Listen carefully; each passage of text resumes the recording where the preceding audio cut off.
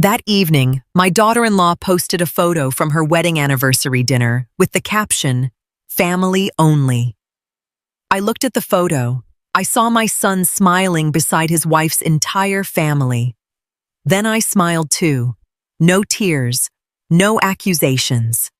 I simply pressed like and left one single comment. Then from now on, the family should also be the ones paying the family's bills. 5 minutes later, my phone started buzzing nonstop. And from that moment on, they began to understand. My silence was not acceptance. It was a boundary. It was a crisp Friday evening in Connecticut when I decided I'd officially had enough. My name is Martha. I'm 65 and I live on the ground floor of the duplex I've owned for 30 years. My son Julian and his wife Brooke live in the unit upstairs. That night was their 5th wedding anniversary. A few days prior, Brooke had mentioned in passing while literally walking away from me that I wasn't invited to dinner. She said the reservation was tight and they wanted to keep it intimate. I just nodded. I knew it was a flimsy excuse, but why push in where I wasn't wanted? I made myself a cup of tea and settled into my armchair. I'm not the type to wallow. I lost my husband 10 years ago, and I've learned to be friends with the quiet. But then I opened Facebook. The first thing I saw wasn't from Brooke, but from her mother. It was a photo of a long, lavish table at the best steakhouse in town. Brooke, Julie, and Brooke's parents, her siblings, even 2 cousins were there. Everyone was laughing, raising glasses of expensive wine. The caption read, "Only family. So blessed to finally have all my favorites in one place. Only family." I sat there, the woman who had spent the last 5 years paying the entire property tax bill, the water, the electricity, and the heating for the whole house. Apparently, I didn't make the cut. There was no explosion of temper. Instead, I felt a cold, sharp clarity.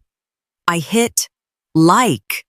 Then I typed, "In that case, I'll stop paying the bills that the family should be handling themselves." I hit send and set the tablet down.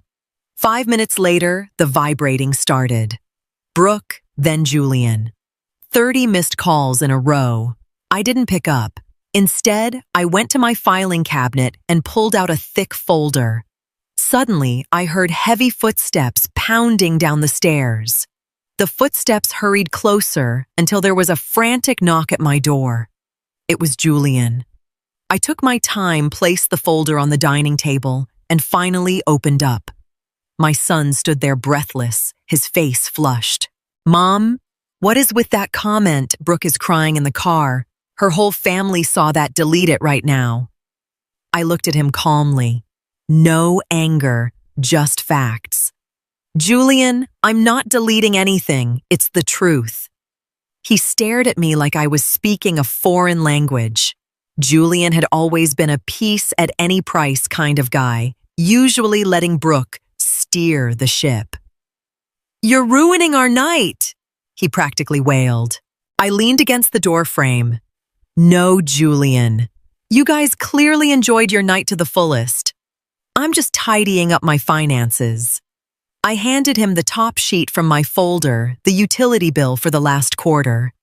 "Starting the 1st of next month, the electricity and water for the upstairs unit will be in your names. I've already revoked the auto pay from my bank account." Julian looked like the floor had dropped out from under him. Why now? I gave a small, thin smile. Because I realized I'm not family. And if I'm not family, I shouldn't be carrying the family's burdens. He opened his mouth to argue, but the words wouldn't come. He knew I was right. Just then, the heavy front door slammed.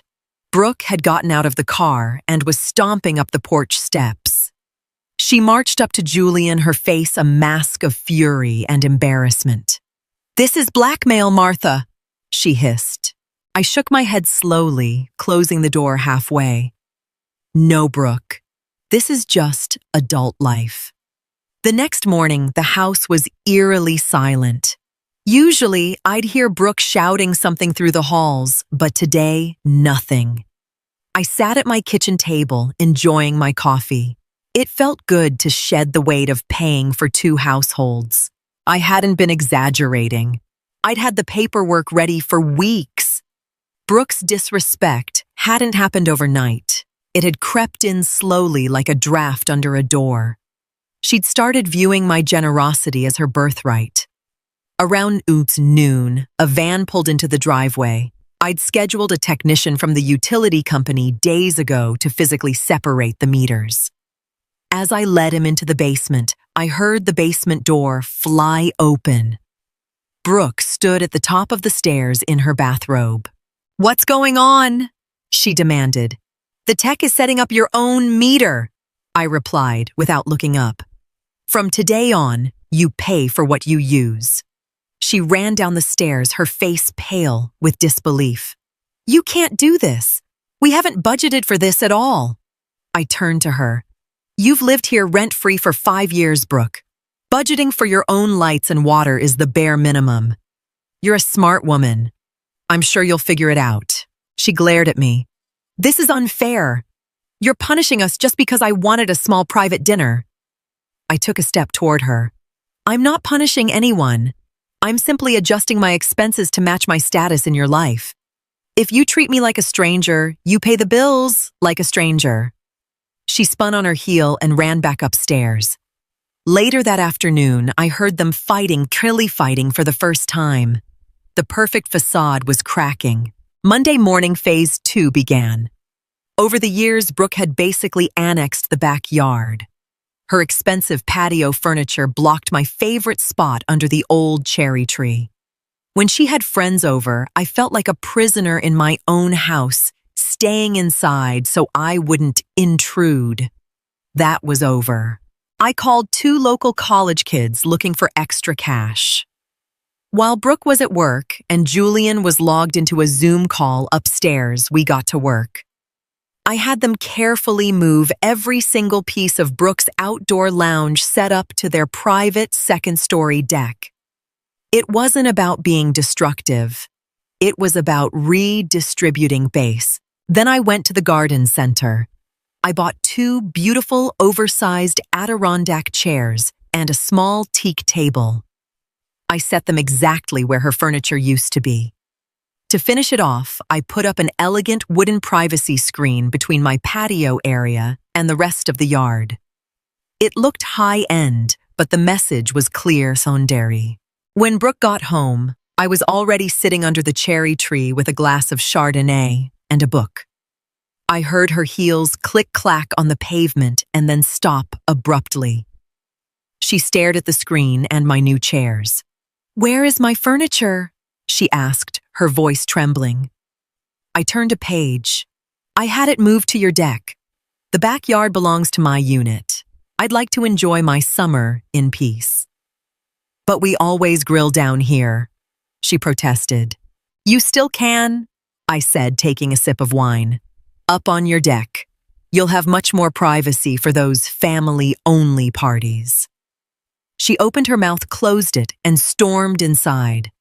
Doors slammed. My book was particularly good that night. Next on the list was the basement laundry room. Since they'd moved in, Brooke had treated my high-end washer and dryer like her personal property. I hadn't minded back when we were close, but respect is the currency I deal in now, and she was bankrupt. She'd leave her wet clothes in the drum for days, or ask me to just pop her stuff in the dryer since I was already down there. Wednesday morning, I went down. Brooke's blouses and Julian's gym clothes were strewn across the folding table. I ignored the mess. Instead, I took a heavy-duty plug lock out of my toolbox. I'd picked it up at the hardware store the day before. In 2 minutes, the power cord was locked. No one was using that machine without the key currently sitting in my pocket. Thursday night, I heard frantic footsteps on the basement stairs. Then Brooke calling for Julian. I walked out into the hallway as Julian stood staring at the machine. "Mom, did you lock the washer? Brooke has a big meeting tomorrow and needs her suit." I leaned against the banister. I did. I noticed the machine was making a weird noise from overuse. "Since we're separate households now, you should probably look into getting your own set." "But where are we supposed to do laundry tonight?" Julian asked, looking desperate. "There's a 24-hour laundromat 3 blocks away," I suggested. Brooke stepped out from behind him, her face red with rage. "You're doing this on purpose. You're trying to kick us out." I looked her dead in the eye. "No, Brooke. I'm just taking care of my own property. If you love the luxury of independence, you have to pay for it." Saturday brought a lesson in self-sufficiency. It had been an unwritten rule that I did the big grocery run for everyone. I'd stock the extra fridge in the basement with steaks, fresh produce, and Brooke's favorite sparkling water. They'd just help themselves whenever they were hungry. That morning, I went to the store as usual, but my cart stayed light. I bought exactly what I needed for myself: a piece of salmon, some asparagus fruit, and a nice bottle of wine. When I got home, I emptied the basement fridge, scrubbed it down, and unplugged it, leaving the door propped open to air out. That evening, I heard Brooke head downstairs, likely for a bottle of wine. A moment later, she was at my door. She didn't even knock. She just tried to turn the handle. But I'd started locking my door. I opened it slowly. "Is there a problem?" "The basement fridge is empty and turned off," she blurted out. "Where's the food for the weekend?" "I only shopped for myself today," I said. "Since you're handling your own utilities, I thought it was only fair you handle your own groceries too." Brooke gasped. "You could have at least told us, 'We have nothing in the house and the stores close in 20 minutes. "I'm not your housekeeper, Brooke. A quick look in your own fridge would have told you that you were low." I paused. "You're adults. I'm sure DoorDash is still delivering." I closed the door gently but firmly. It's amazing how much peace you find when you stop carrying people who don't appreciate the ride. Sunday was traditionally my day in the kitchen. For years, Julian expected a full roast or a big Italian spread. Often, Brooke would invite her parents or friends over without even asking me. They'd sit at my table and let me serve them like a waitress.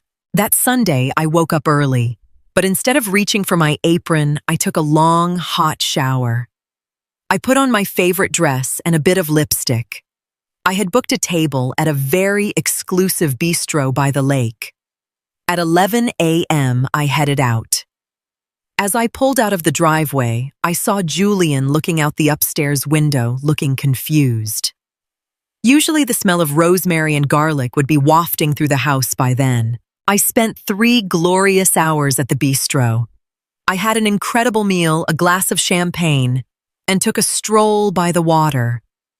When I got home around 5 p.m., the tension in the house was thick enough to cut with a knife. Julian was sitting on the bottom step of the porch. "Mom, where were you?"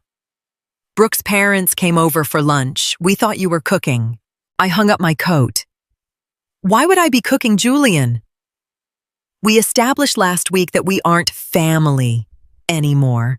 At least not in Brooke's eyes." He rubbed his forehead. It was so awkward. We had to order Chinese food at the last minute. Her mom kept asking where you were. I smiled.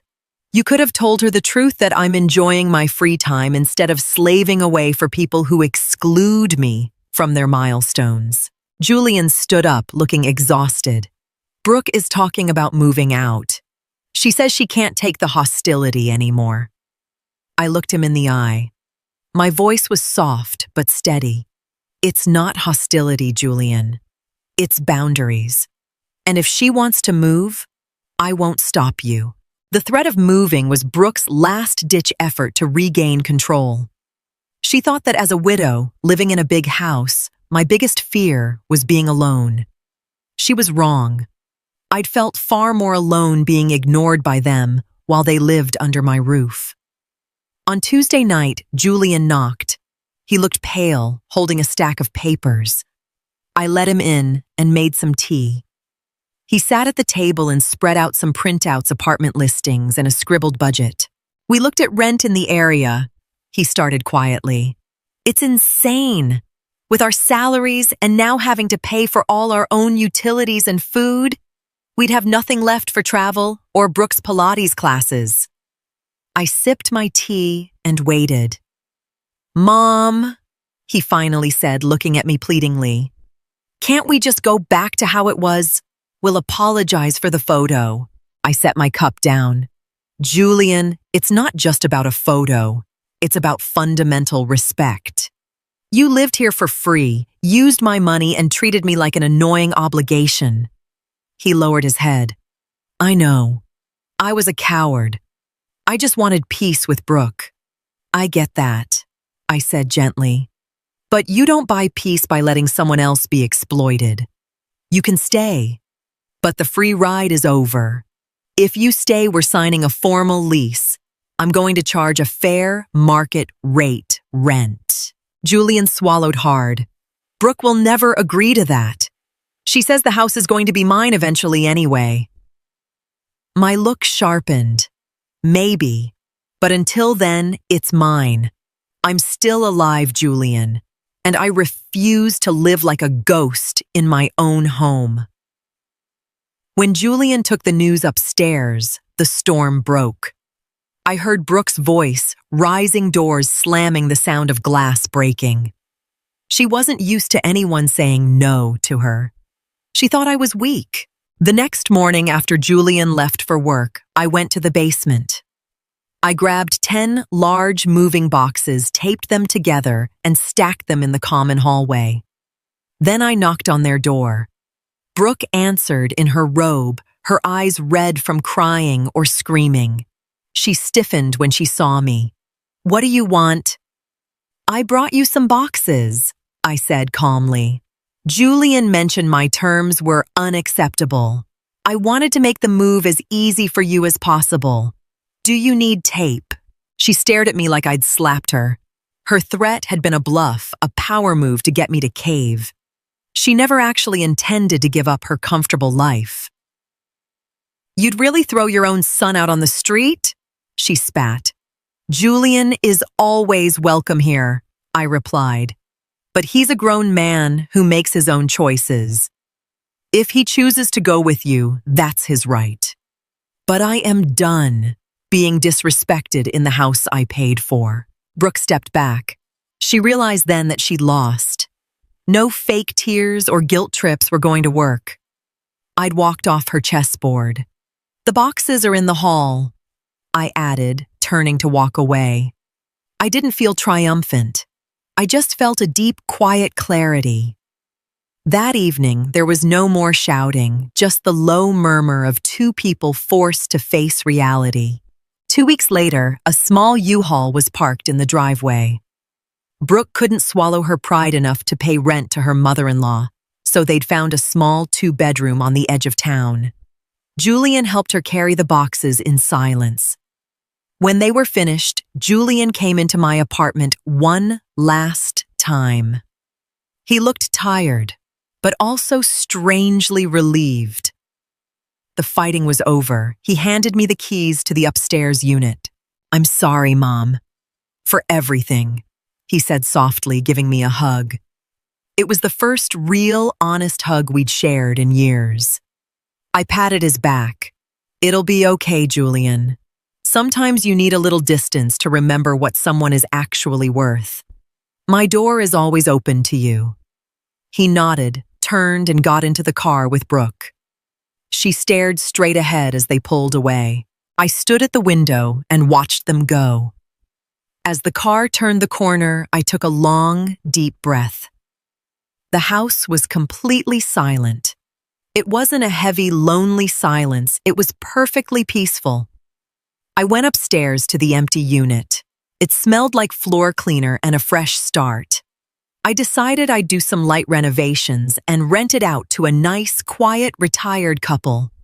With the extra income, I'd travel maybe Italy or the south of France. I went back to my living room, sat in my favorite chair, and picked up my tablet. I thought about that photo for a second. It felt like it was taken a lifetime ago. I hadn't plotted some grand revenge or hired lawyers. I had simply stopped making myself small. I'd taken back the keys to my own life. I opened my book, took a sip of tea, and leaned back. I wasn't a supporting character in someone else's story anymore. I was the lead in mine.